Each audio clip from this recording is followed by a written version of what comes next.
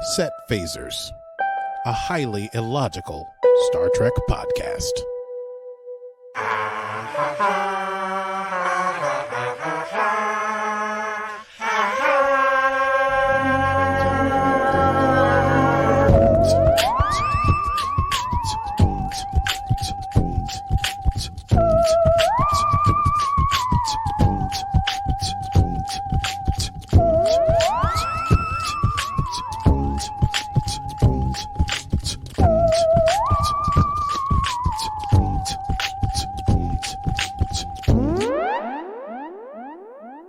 Well, hello, Aki. Well, hello, Stevie. How goes it? Goes well, goes well.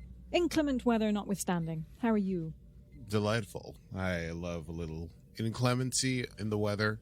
It means no one goes out, and I get to watch all the Star Trek I want. Yes? Good time. Have you had your own little Star Trek marathon? I did. I watched a little of the original series last night. Very pleased with myself. It was a good time. I had a Star Trek marathon of my own this week, but of a different kind. Did you? Yes. I'll tell you more about that later. But I listened to the new Audible Trek drama, No Man's Land, All right. featuring Jerry, Ryan, and Michelle Hearn. Fantastic. Fun. Well, Yes. listeners, viewers, Patreon supporters, this is Set Phasers, a highly illogical Star Trek podcast. We are your hosts. Oh, yeah, we are your hosts. Why not? It's only fair. We're so professional. We've done this for how many Indeed. long now? Coming on 2 years. I am one of your hosts, Stevie Mans. And I am the other one, Aki Burmese. Today's stardate is Stardate 141022551. and we'll be discussing Season 4, Episode 10 of Star Trek Discovery, entitled The Galactic Barrier. Sounds exciting. It's very exciting. It's definitely boldly going where no one has gone before. That is true. You gotta give them that. Along those lines, however, we just want to do our quick preamble, get some business out of the way. First and foremost, we do have a Patreon, Stevie. We do have a Patreon, and you can be a member for as little as, I think it's $3 a month $3 a month. for the month of March. Excitingly, we are opening up all of our members. So if you start at $3 a month, you will get all of the benefits at the higher end of the spectrum, just as a lovely introduction. So you can get to hang out with us for watch parties and then Zoom hangouts afterwards. You can ask us questions. You can suggest things for the show and early access to episodes. And you'll actually even get to watch the episodes live streamed directly only to patrons. Yes, you'll see it all happen. Mm-hmm. It's often not as organized as the final product. It's also part of our preamble today, is that we want to let people know about our new segment. You gotta Yes. stick around for the old news. Yes. We got a news segment. Do we have a title for the new segment? We can come up with something. We have we might come up with something by the time it's news time. Yeah. It'll be breaking news by the time we get to news. Breaking Trek news, breaking barrier. I don't know. We'll figure it out. Oh, breaking Trek news sounds like we're breaking Trek. We are bringing you all the latest Star Trek news from across Mm-hmm. the Star Trek verse and various galaxies, all in one place so you don't have to go and seek it out. We get all the cool news and bring it to in one nice, easy, quick little 3-minute segment. Stick around for that after the episode recap. And that's all you got to do. But first, we got to recap this episode. This Galactic Barrier episode. Let's write it down. It's time to run it down. Can you run it down for me? What just happened? Can you run it down for me? Well, hold on to your butts, everybody, because this episode is insane. It's got something for everyone. You may recall, Book and Tarka went off with the next generation spore drive and decided that they were going to unilaterally, or whatever the word is for when you don't do it with anyone else, not bilaterally. Anyway, they were going to blow this thing up. Yeah, I don't know if I did. Unilaterally? Did you say They that? did something laterally in a bad way. And Michael almost talked them down, but then Tarka slipped in because he's a eel, and then they blew the thing up, and then everyone was like, oh no, well, I guess that's it. And then the DMA came back. It sure did come back. Yes, it was terrifying, just like that. I think that's how we ended the last episode. It was with a dun-dun-dun. Just recapping the last episode with a dun-dun-dun. Quick episode recap so that you're ready to go to the Galactic Barrier. Dr. Kovich, the psychologist of Starfleet, head psychologist. Psychologist or psychologist? Well, I don't know if he's a psychologist or psychiatrist or what. Anyway, a conversation with some heads of state, President Tarina of Navarre, President Rillack, General Ndoye from Earth. Did Ndoye get promoted? Can't remember. Yes. Admiral Vance and Michael, and he's basically saying, hey, listen, there's nothing concrete. We don't know anything about these species. Even showing up could be aggression. We have no way we can really communicate. Meet this cat, Dr. Hirai, who is a specialist in astrolinguistics, xenophonology, and theoretic semiotics. Just write that down. But Kovich is not going to go because he's got some secret thing that he's going to do. Michael gets a message. She asked an admiral to join her. They go and meet Stamets. They find out the new information on this new dark matter anomaly. Hey, guess what? It's bigger and badder than the first one. There's been no word from Book and Tarka. There's no time to wait. And you got 2 hours to load Discovery and the crew to say their goodbyes because no one knows that they're coming back from the Galactic Barrier, even though all the delegates from all the various attendant nations for First Contact are not there. Rillack and Vance have a brief discussion where Rillack relates to Vance that she's going to go on this because she was the Federation's top dog, diplomat, ambassador, and she's going to hand over power to the vice president, and she needs him to support the vice president because she believes she has to be there when they make first contact as she is the representation of the Federation. Meanwhile, Book and Tarka, Book is like really upset with Tarka, and he's like, hey, I found this planet that's got no electricity, and I'm just going to leave you there because I hate you. And I'm a scientist, bro. Like, I had to do it. I'm still super driven, and I wear black. And Book's like, you know what? I'm just going to head to coordinates 10C and try to destroy the thing on my own. And Tarka's like, how are you going to do that, Book? And Book's like, well, I thought I'd take the next generation spore drive and I'd just fly out there and blow it up or whatever. And Tarka brings up some interesting things. First, my Mycelial network doesn't extend beyond the galactic rim. Second, there's something called, quote, negative energy that will eat through the shields and fry Book's brain and heartbeat at the edge of the galaxy. And third, does Book even know how to find this power source to blow it up? And Tarka points out he can do all them things if Book would just take him along. All they need is programmable antimatter to balance the negative energy at the galactic rim. Discovery's going to be doing the same thing. And hey, he happens to know where there's a stash of programmable antimatter. I wonder what that could lead to. Anyway, back on Discovery, Bryce is staying behind to work with Kovich on this Galactic Barrier communication stuff. Saru is still nervous about President Tarina, who is on board as sort of like she's the president, not the ambassador, to Navarre, waiting for their delegate to show up. He does work up the nerve to reach out to her and go speak and say, hey, I remember how last we talked and you had said you would get dinner, and then I was wondering, anyway, do you want to get dinner before we go to the Galactic Rim and I may never see you again? And she's like, ooh, and then in like Howard Hughes, in like high school movie fashion, she immediately gets called away to do something and cannot respond. And Saru's like, hey. Ensign Adira Tal is back. Gray's been doing great with their Guardian training. Stamets is acting super weird in front of Michael. We don't know exactly what that's about at that moment. Michael goes to see the president in the ready room. They have to have it out a little bit, basically, because the last time they were on a ship together, there were some issues about who was in charge of what, and they basically decide President retains the purview of the first contact mission. Michael retains purview over the ship and her crew. They prepare for departure. They're going to jump to 4 light years away from the barrier, and then they're going to warp through. Michael addresses the ship, says they're going to be on their own, beyond the galactic barrier. They're going to be on their own. And then I noticed that, nota bene to myself, one of the delegates is Ferengi, and he has a really nice red orange jacket that I want. That's neither here nor there. That was a note I was supposed to take out.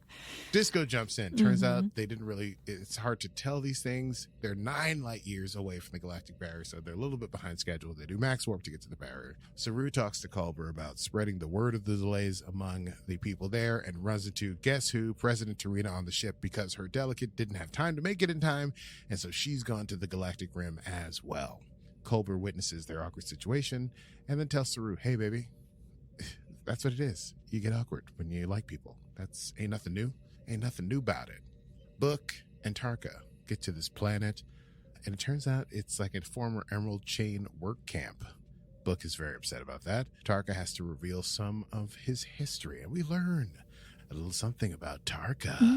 Oh, we get a big fat Tarka lore dump. Tarka lore. Got more than we bargained for. Tarka really. lore dump. Yeah, I thought you'd think an episode. I mean, maybe I have thoughts on that. Okay, anyway, it was great. So, Tarka used to be a prisoner of the Emerald Chain. The Chain. He gets dragged in to meet this scientist on this planet. You can tell that this is years ago, working on some dilithium alternative. He also sees that they're working on different equations. The scientist's name is Oros, and that's the friend that Tarka had mentioned a few episodes ago. But you see that they were not friends in the beginning. They were both very alienated by one another, but they talk things through. There's a cute moment when they do digits of the golden ratio to try and get to sleep. Tarka's doing a lot of blinking. I didn't know if that was important, but I wrote it down. After a year, they become friends, perhaps even more than friends. And Tarka assures, after that short flashback of that, Book that the work camp has been out of commission for you. They just need to go get the antimatter where it's hidden. Discovery gets to the Galactic Barrier. They scan the barrier. The shields are ready, but the density of negative particles is higher than expected. Basically, everything about this plan did not go according to plan. The shields are going to be pretty taxed, but Stamets has figured out that these globs that you can get into that can help you go through the barrier, but you got to get into the barrier. It turns out the antimatter thing doesn't work super great. Just getting to one of these blobs that can help carry you through the barrier, the shields go down to 35%. They finally get into a cell. They're able to get the thing repaired. The president shows up and says, hey, I know you're dealing with a lot right now, but I got an encrypted message just before we went into the barrier, and you need to see what it says. The message was just from Vance, and he was just telling them, hey, you know that new super cool, super big, bad DMA that's bigger and badder and worser? It just moved into the Alpha Quadrant. The gravitational waves are going to hit Navarre and Earth in 24 hours. I'm breaking up. So basically, just bad news and then garbled message, and they're in a bubble floating in negative energy in space. Michael wants to tell the crew. Rillack doesn't want to tell the crew. They have to agree to not talk about it for a while because they have to get to the bridge because the big blob that they're in has stopped moving and they have to figure out a different way to get where they're going. Meanwhile, Book and Tarka encounter a cloaked ship on this supposedly abandoned space. That's no good. Tarka says, hey, don't worry. These are courier models. My antimatter is hidden. I go back here every year. I know where it is. Flashback. Oros and Tarka eating. They're still doing golden meat. An alarm sounds. Oros gets very upset because the last time that happened, someone tried to escape. The last scientist that was in with them, their head exploded. Tarka comforts Oros in a way that we've never seen Tarka be empathetic. This time, Tarka says he never had a real friend before. Oros explains that they're working on a multi-positioning equation and believes that they have a way out of their present imprisonment. Where? To another universe, as we know. That's what Tarka's always talking about. A place called Kaialis. A place called Kaialis. Meaning something like home, a heaven, a place beyond suffering, a peaceful universe. And he believes he has the calculations to prove that it's real, and they're making this transporter. And he's like, Tarka, you can come with me, because we're friends, to this place beyond suffering. Meanwhile, back on Discovery, they decide they're going to try to fly to another bubble that's forming that will get them through the barrier, but to do that they're going to have to fly through all the unstable bubbles, and the shields are going to be pretty taxed, and it's going to come down to, quite a bit. They go ahead and start doing that. Back to Tarka and Book. More flashback, baby. It's Tarka and Oros living together, working on equations, falling in love, perhaps. They have to dig for programmable matter. They make this transporter, and they had to use it before they were ready. Why? Because the chain was shutting down the camp, and everything was going to get put away. They are one night in the lab, I guess. They grab the antimatter. They make the thing. They turn the thing on. It turns into the thing. They click the button. They stand together in the transporter. They hold hands. Things go up. alarms sound. They're holding hands, and then it shuts down. They needed more power to make it work. And then oh God, I knew I was going to say this. Chain soldiers show up. And what happens next? They beat the crap out of Oros and a little bit out of Tarka. And it's revealed that Tarka's mission was indeed to ingratiate themselves with Oros. This is by the chain. And figure out what Oros was working on and tell them what it was, and then he'd be freed. But Tarka has had a change of heart. You realize it's all in the flash of an eye, and it manages to wrestle the gun away from the chain soldier and shoots them dead. Then he burns out his own neck implant, pulls it out of his head. Disgusting. Does the same thing for Oros. The alarm sounds again, and Oros says, you got to go. My ribs are too broken or something. I can't run with you. You need to rebuild the chamber, and I can get us out of here, and I will bring you with us. So Tarka runs. Oros stays behind. He stays in a cave for like a month or something. When he comes back, Oros is gone. There had been a big energy surge. Ships came and left, but there was a carving on the wall of the graphic representation of the golden ratio. Meanwhile, Disco's trying to fly through shells. Everything's going really, really bad. The ship is literally on fire. Shields are down to 4%. They need to get an extra 30 seconds out of shields. It's going to take like 29 seconds to get to the next bubble. They finally get to this bubble just before the ship basically implodes. The president finally agrees with Michael that, hey, okay, let's address the crew, tells them about the situation that's going on Earth. People are distraught, but they have to continue their mission because that is what they must do. Adira and Stamets have a wonderful moment together where Stamets admits, okay, he may have been a little too enthusiastic in front of the captain, but he was trying to build Adira up in order to, I don't know, he, like a parent, just super nervous about them and their well-being. Michael and the president have a little discussion, and Tarka and Book make their antimatter shields and fly for the galactic rim. Disco is in extragalactic space, and they start warping towards a planet that they found just outside I forget what they call it. Anyway, the big weird Dyson sphere that species 10C must be living inside of. They're going to go to this planet just outside of it, even though it's uninhabited. And, one final cute moment before they do that. Saru goes to see President Tarina, offers condolences because Navarre is in such deep trouble, and then the president asks Saru to sit down with her for a while as she finds him a, quote, comforting presence. And Michael and the president look out through the window in Michael's ready room and saying, they're gonna have to make this work because they've got to save billions of lives. Of course, yes. Anyway, let's chat about that. We really should chat. Let's do that. I say, darling, let's do a quick chat about that. Yes, let's do. Yeah, what are the main themes here? As we have only a few episodes left, everyone's is going out to be isolated. Yes, you feel rather sorry for Discovery, and there's so much at stake. And I'm glad that President Rillack agreed to tell the crew and Michael and her not at loggerheads with that news anymore. So they feel like they're more on an even keel with regard to how they're handling the situation. Yeah, it was a mirror of that episode in Mike's ready room in the first episode where the president's like, no, why did I give you a dressing down? Are you familiar with the Kobayashi? You're not going to be in charge of the new Voyager. And Michael's like, I don't want to be in charge of the new Voyager. And she's like, oh, well, good. And they're like, this scene, they were like, well, why did you let me in this? Yeah, literally, it was really nice. We had to wait a long time for that resolution, and I'm sure I'm going to go back and forth on President Rillack here, but today, or whatever I'm trying to say, it felt good to see the president and the captain working together. There was some interesting Earth and Navarre being not quite under attack, but basically being under attack by the DMA. Doesn't that make it seem like it's a deliberate move for Species 10C? Like, no one's really discussed that because they're supposed to be looking for baronium or whatever it's called. But those are the two historic foundations of Starfleet, of the Federation. And a day or so, not even a day, maybe less than a day since the new DMA showed up, it jumps to the Alpha Quadrant and takes on these two planets. I don't know. Just seems like Species 10C might know what they're doing. I don't think your supposition is incorrect, my Vulcan friend. But I wonder if it's just the biggest conflict that can be introduced. Sure. I mean, there's one bigger conflict that could be introduced. It's that Species 10C is Lorca. And that's... Listen, I know that's far-fetched. Oh, my God. But species Let it 10 go. C, how many letters are there in Gabriel Lorca? 1, 2, 3, 4, 5, 6, 7, 8, 9, 10. More than 10. All right, that This doesn't is work. fucking tinfoil time. I'm telling you, it could be Lorca. It's not Lorca. It might be Lorca. We're talking about multiphasic universes and stuff. Lorca's from the mirror universe, and he could be species 10C. It's just what I want it to be. This is what I want.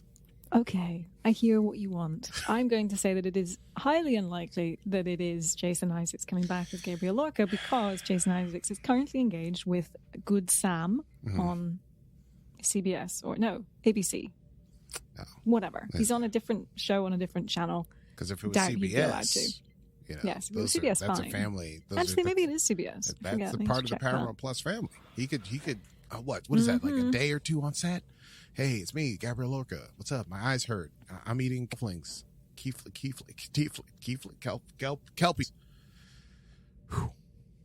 Wow.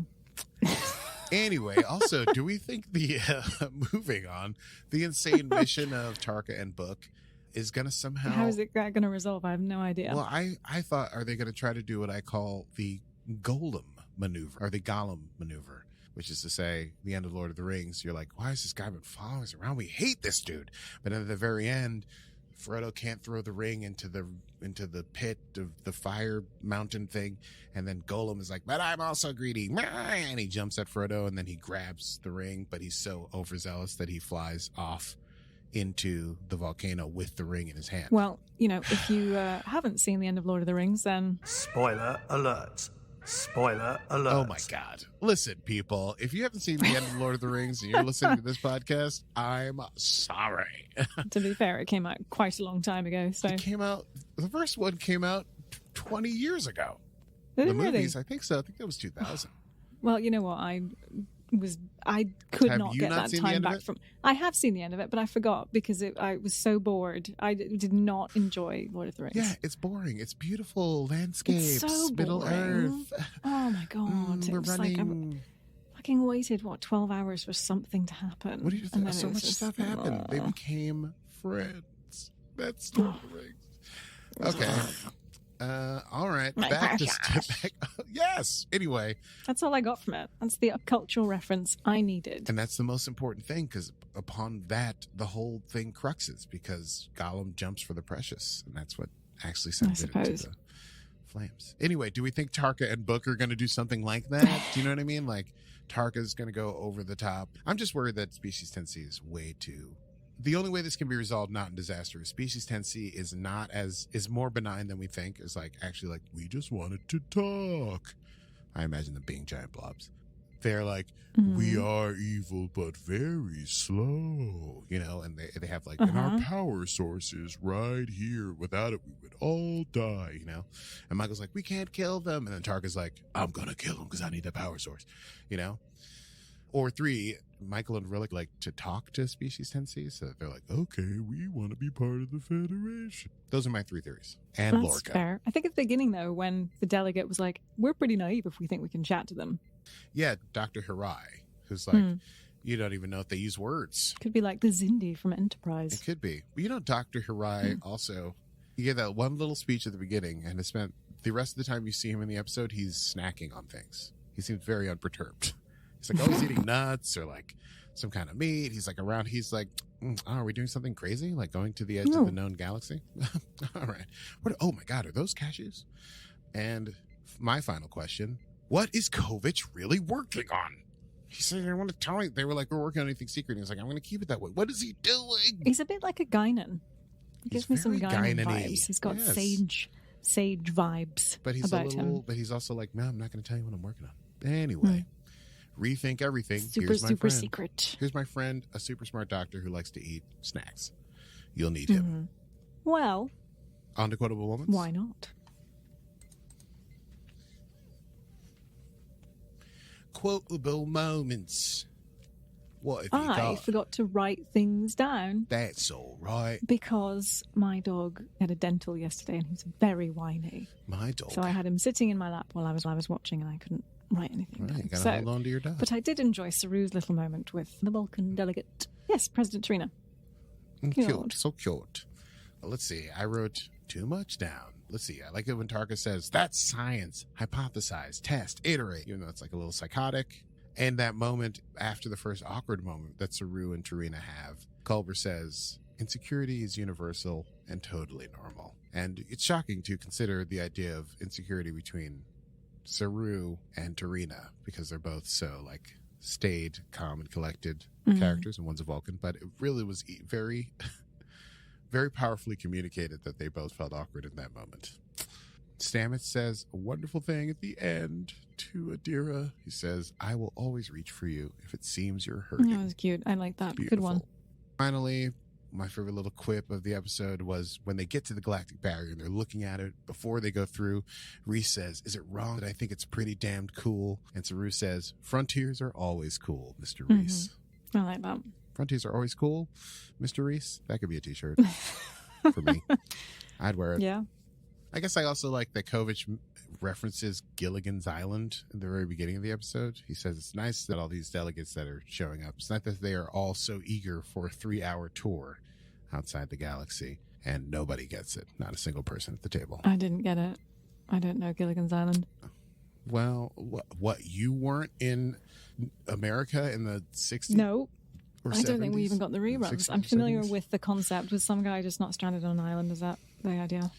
It's a bunch of people. It's Gilligan's like a big doofus. There's a professor. There's Marianne. Anyway, they got stranded on an island. They were only supposed to go out for a 3-hour tour. For a 3-hour tour, a 3-hour tour. And then they stay there for many Got years. it. Thank you for the context. You are so welcome. And also, this just in. News from around the galaxy. Oh, I love a good news segment. Well, in news this week in Star Trek news, Doug Jones receives the inaugural Chair Award.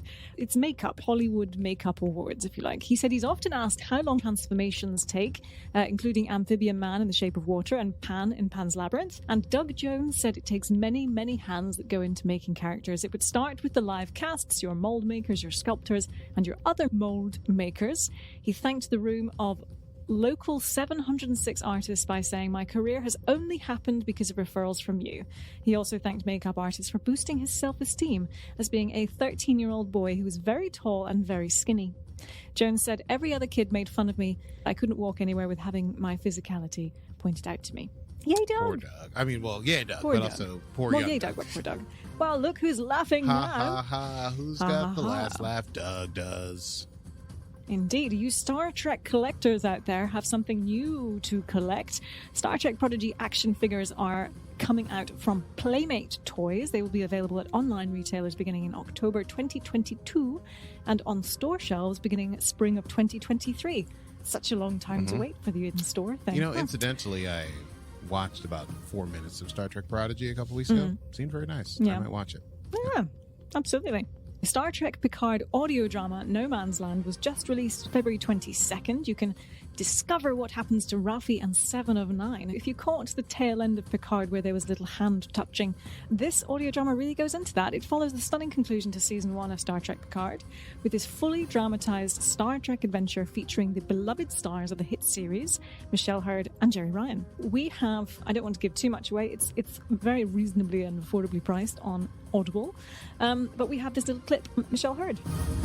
When we start season 2, you come upon Rafi and Seven, and you come into like the middle of their relationship. You come into these two women, strong, independent, stubborn women, and their relationship has already been developed. They've already explored some of their trials and tribulations. What I love is that when you listen to this audio drama, you can see where all those foundation things came from. You can see how they communicate, how they respect each other and care for each other and support each other, and also where they clash and the way that they approach situations don't line up and how do they work with that. And I love that we didn't sort of get indulgent in the second season and just sort of go into that world, because I feel that the world of Star Trek is sometimes bigger than any two relationships. It's more about the many, not necessarily about the few. We all individually tell our stories, but I feel like in the Star Trek universe, we tell our stories as to how they sit in this universe and in the experiences of the people that we're trying to help or that have come into our lives and it has more of an impact to the whole and not just the few. Wasn't that fun? Yes, it was fun. And do you have any thoughts on that? Are you going to listen to it? Oh, yeah, I will. It seems like a very digestible, small portion, which I will listen to. I don't know if I'm going to be able to do it before Picard comes out because everything's happening all at the same time suddenly. And I will say it is a fun audio drama if you like that kind of thing. You hear the world of Star Trek. It's all good fun. And you get into that relationship of Raffi and Seven. It is a nice little aside to see how they come together for Picard. So that's all from the news.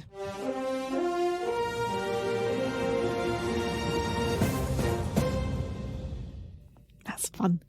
Yes. I do enjoy. Bum bum bum. Where are we now? What do we do? It's next time. Okay. It's a wrap up. Wrap it up. Next time on Set Phasers. Okay. Yes, next time on Set Phasers, a little less exciting news stuff. We only have 3 episodes left of season 4 of Star Trek Discovery. I did Google this week that there is a season 5 that has been approved and is on their way. But season 4, episode 11 of Star Trek Discovery, and what all that will mean. In the meantime, thank you so much for joining us. If you enjoyed the program, whether you're listening on your devices or you're watching live because you're a supporter, you can go back and find old episodes of our podcast or catch it new every Monday wherever you get your podcast from. Indeed, and do join us on the old Patreon at patreon.com/setphasers for the month of March, where all members can receive open access to all of the wonderful benefits, including early access to audio and video episodes, Netflix/Amazon Prime watch parties with us, and Zoom hangouts with us as well. That's patreon.com/setphasers. The link is in the show notes. We're on Facebook and Instagram, Set Phasers Podcast. Check out what Steve is doing, Meme Game Strong, #, and join us in the conversation of all things Trek. Indeed. That's everything from us. Until the next time, I am Stevie Mans. And I am finding you to be a comforting presence. And this has been Set Phasers, a highly illogical Star Trek podcast. Computer. End program.